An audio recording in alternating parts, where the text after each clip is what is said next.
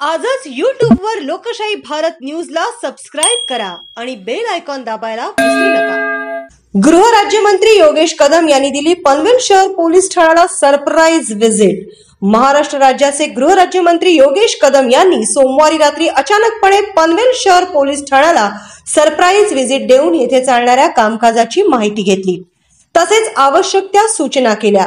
यावेळी गृह राज्यमंत्री योगेश कदम यांनी वरिष्ठ पोलीस निरीक्षक नितीन ठाकरे व इतर अधिकारी व कर्मचाऱ्यांशी संवाद साधून त्यांच्याकडून पोलीस ठाण्याअंतर्गत चालणाऱ्या विविध कामकाजाची गुन्हे, अटक, आरोपी प्रमाण तसेच इतर विभागाची माहिती घेतली।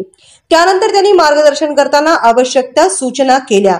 त्यामध्ये नार्कोटिक्स बाबत जास्तीत जास्त कारवाई करून शाळा व कॉलेजेसमध्ये कॉन्सन्ट्रेट करणे, तसेच माल कुठून आणला त्याचे मुळापर्यंत जाणे, सायबर संबंधित गुन्हे ओपन करणे, महिला व बालकांविषयी असलेल्या गुन्ह्यांमध्ये विशेष लक्ष देणे, तसेच त्यांनी महिला लॉकअप बाबत विचारणा केली।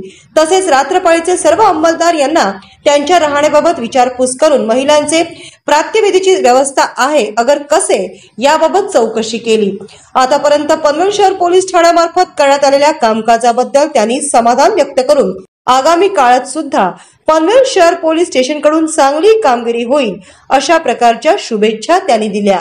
आजच YouTube वर लोकशाही भारत न्यूजला सबस्क्राइब करा आणि बेल आयकॉन दाबायला विसरू नका।